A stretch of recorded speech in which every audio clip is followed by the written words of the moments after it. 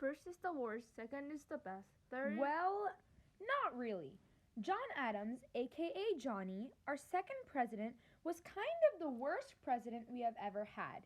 He didn't declare war on France, leaked information about the XYZ affair to the public, and procrastinated to fill 16 judgeships in one night. Johnny was from the state of Massachusetts and was part of the Federalist Party. Back then, the vice president was whoever lost the election. In this case, it was Thomas Jefferson. He was from Virginia and was part of the Democratic Republic Party. They disagreed on many issues during their term from 1797 through 1801, which was one of the reasons that Adams' presidency was so difficult. First, let me define a few words. Subversion, an attempt to overthrow the government. Sedition, actions or words that encourage people to rebel against the government. Nullify, to legally cancel or dissolve. States' rights, rights and powers that belong only to the individual states in the U.S.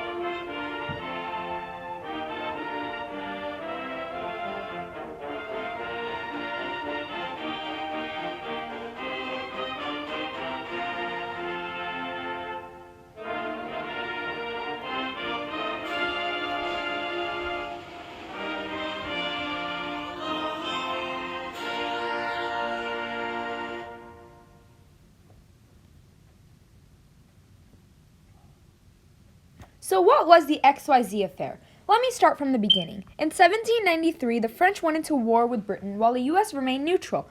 Representatives from Great Britain and the United States signed the Jay Treaty, which solved many issues between the U.S. and Great Britain. The French were angered as they thought this treaty would violate many of their former agreements with the U.S.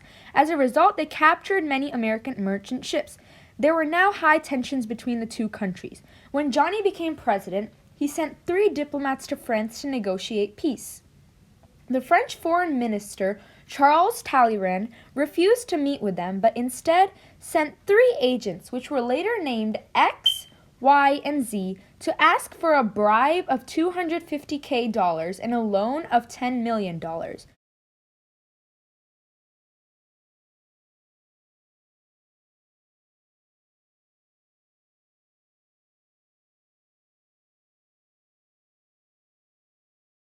The Americans were outraged, and the Federalists in Congress wanted to go to war with France.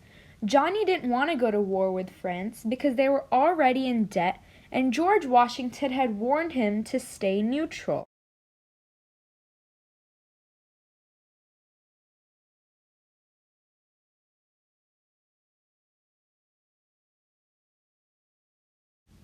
Alexander Hamilton then called Johnny a failure, and soon after Johnny had fired all the high Federalists, the Federalists who supported Hamilton, from his cabinet. Johnny and Alex ended up disliking each other very much, and their supporters split as well.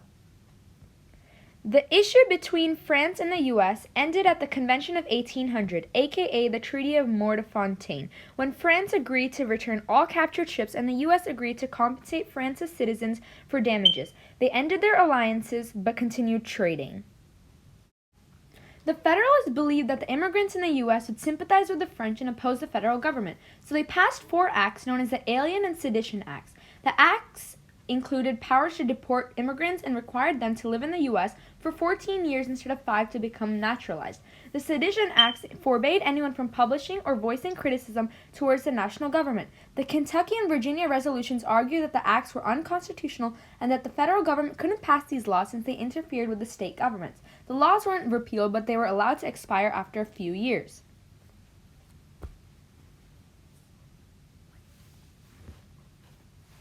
So what were the midnight appointments? Well, in order for the Federalists to maintain control over the judiciary, legislature passed a law that created 16 new judicial positions in which Johnny supposedly filled the night before his term ended, therefore granting them the name the Midnight Appointments.